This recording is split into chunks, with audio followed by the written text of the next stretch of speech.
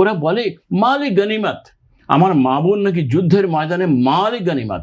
কিসের যুদ্ধ? কার সঙ্গে যুদ্ধ করছে তারা? প্রতি বছর ৭১-এর ভয়াল ২৫শে মার্চের নৃশংস গণহত্যা স্মরণে আর কি ১ মিনিটের ব্ল্যাকআউট কর্মসূচি পালন করা হয়ে আসছিল, কিন্তু এবারও হচ্ছে মুক্তিযোদ্ধা মন্ত্রণালয় সেই কর্মসূচি ঘোষণা করে আবার গতকাল এটি বাতিল করেছে।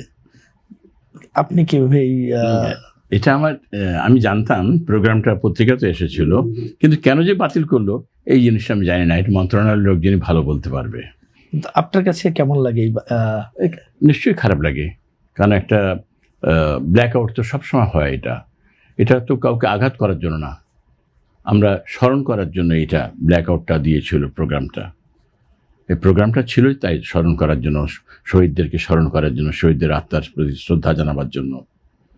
কিন্তু কেন যে এটা বাতিল করা হলো এটা সরকার এখনো বলেনি, কিছু ব্যাখ্যা দেয়নি। আপনার কাছে কি মনে হয় যে সরকারকে হয়তো ভিতরে ভিতরে কেউ বিতর্কিত করবার প্রচেষ্টা হিসাবে এই ধরনের? হতে পারে, কারণ এখনো সরকারে অনেক রয়ে গেছে। ৭১-এর পরাজিত সৈনিকরা শক্তি এখনো রয়ে গেছে সরকারের বিরুদ্ধে, অস্বীকার করার কোনো জো নেই। হতেই পারে এটা।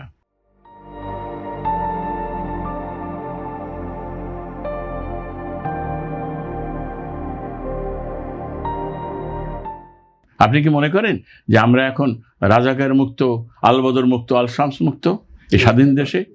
তাহলে তো আমরা সোনার বাংলা গড়তে অসুবিধা হতো না।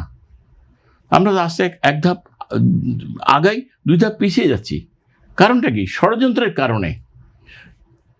আপনি দেখেন তারেক রহমান সাহেব এত চেষ্টা করছেন, আজকে ১ মাস ১.৫ মাসের মাথায় কতগুলো প্রোগ্রাম উনি করেছেন, কতগুলো অনেক কমিটমেন্ট আজকে ফুলফিল করেছেন।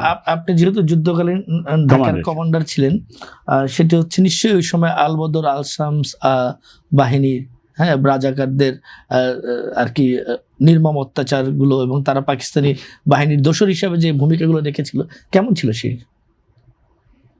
শোনেন, আজকে যদি পাকিস্তান বাহিনী অত্যাচারটা করতো, এবং এই কারা আসলে আলবদর, আল শামস, হ্যাঁ আমি সেটা বলছি, বাহিনী বলতে কারা আসলে, তাদের রাজনৈতিক পরিচয় সেটাই বলছি আমি।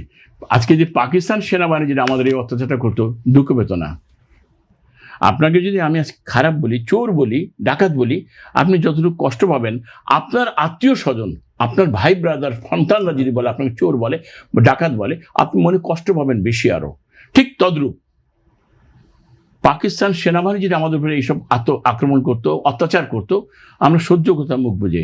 কিন্তু বিশ্বাস করেন, দুঃখে কষ্টে এত কষ্ট পেলাম যে আমার ভাই, বাহিনীতে কারা ছিল একটু যদি? জামাতে ইসলামের লোকজন ছিল, নিজামী সাহেব ছিলেন, গোলাম আজম সাহেব ছিলেন, আব্বাস সাহেব ছিলেন, আলী আব্বাস সাহেব ছিলেন, এরকম অনেকেই ছিলেন। তাদের কি কর্মকাণ্ড ছিল ওই সময়? তারা তো ওই অর্গানাইজ করে আল বদর, আল শামস এবং ছাত্র শিবির, তখন ছাত্র শিবির না, ছাত্র পরিষদ, ছাত্র সংঘ, হ্যাঁ ধন্যবাদ আপনাকে মনে করে দিচ্ছে।